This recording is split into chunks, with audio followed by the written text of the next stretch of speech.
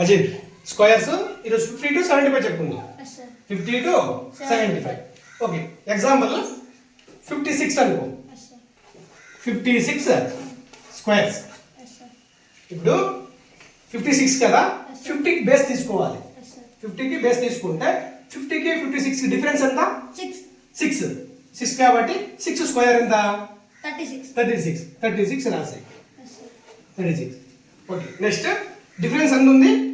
6 కాబట్టి ఈ 56కి 6 అనేది యాడ్ చేయి. యాడ్ చేస్తే ఎంత అవుతుంది? 12 62 అవుతుంది. ఓకేనా? ఈ 62ని డివైడ్ బై 2 చేయి. ఎందుకు 2 చేయాలి? డివైడ్ బై 2 50 కదా, అంటే 100కి అయితే మనం చేయాల్సిన అవసరం లేదు. 50 అంటే 100లో హాఫ్ కదా, కాబట్టి మనం 2తో డివిజన్ చేయాలి.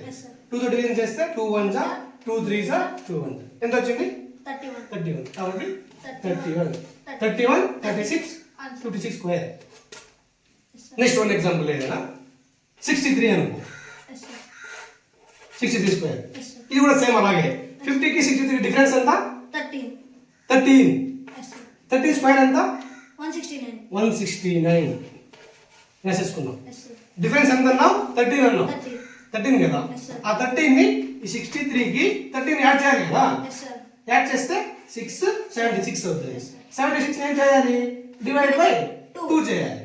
2 1 జా 2 3 జా 2 8 జా 38 వచ్చింది. 38. ఇప్పుడు 5 నెంబర్స్ రాకూడదు, 5 డిజిట్స్ రాకూడదు, ఓన్లీ 4 డిజిట్ స్క్వేర్స్ కదా. కాబట్టి ఈ 1 అనేది దీన్ని యాడ్ చేసుకోవాలి. అప్పుడు 39 యాడ్ చేసుకోవాలి. 3969. 63 స్క్వేర్ అనేది 3969. ఓకేనా? అంతే.